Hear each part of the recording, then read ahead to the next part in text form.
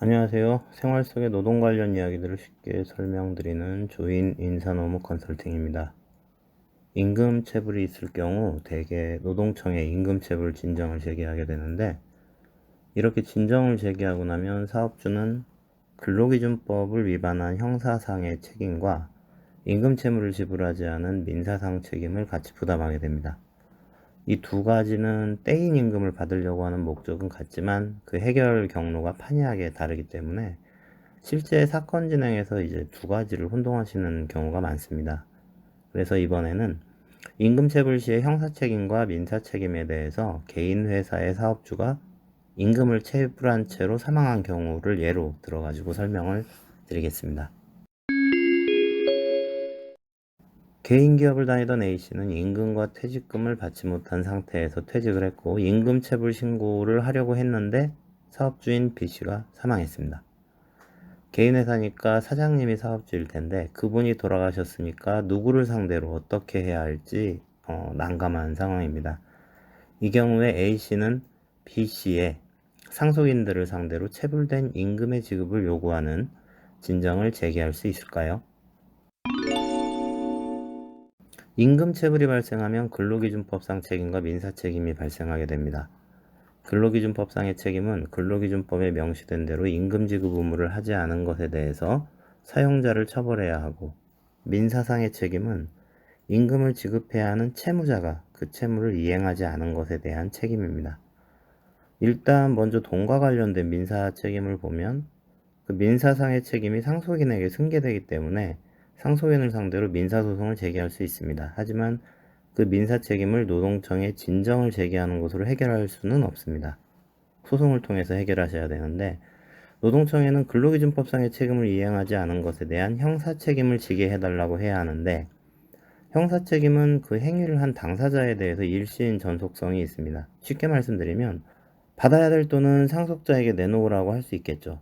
그런데 돌아가신 분이 잘못한 형사 책임을 가지고 상속인을 구속시킬 수는 없겠죠. 그렇게 생각하시면 될 것 같습니다. 따라서 형사 책임은 상속인에게 승계되지 않기 때문에 노동청의 진정을 제기할 수는 없습니다. 대략적으로 그 형사 책임하고 민사 책임에 대해서 이해를 하셨을 것 같습니다만, 이해를 돕기 위해서 추가적으로 말씀을 드리면, 만약에 이제 개인 회사가 아니라 법인이 사업주이고 대표자가 따로 있는 경우에 이제 임금체불이 발생했다라고 하면 회사의 대표자는 근로기준법상 책임을 부담하게 되는데, 그 부담하게 되는 그 책임의 내용이라는 게 그 회사의 사업 경영 담당자, 사업주가 아니라 사업 경영 담당자로서 법인의 자금으로 임금을 집행을 해야 되는데 그 의무를 다하지 않은 책임을 말하는 겁니다. 민사 책임을 지는 것이 아니기 때문에 대표자 개인의 재산으로 임금을 지급하라고 할 수는 없는 거예요. 두 개가 나눠진다는 거죠.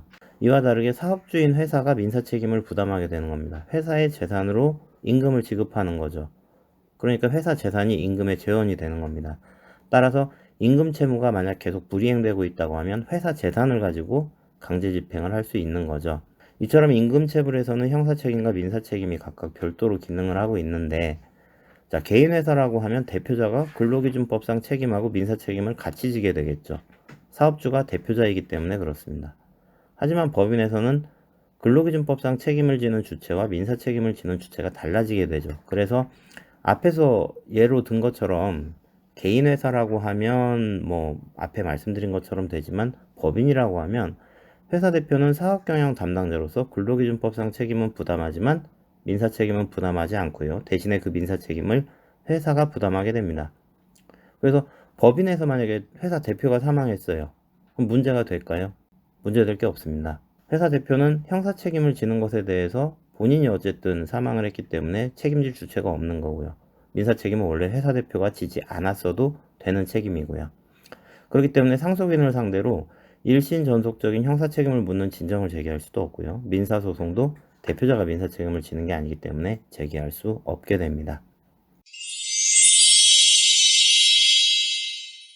이게 생각해보면 되게 당연하고 간단한 문제일 수 있는데, 상담을 하다 보니까 임금체불에 대해서 단순히 떼인 돈만 받으면 된다고 생각하시는 분들, 그리고 내 눈에 보이는 그 사장이 다 책임을 진다, 이렇게 생각하시는 분들이 의외로 많이 계셔서 설명을 드렸습니다. 약은 약사에게, 인사노후 상담은 조인에게 들어주셔서 고맙습니다.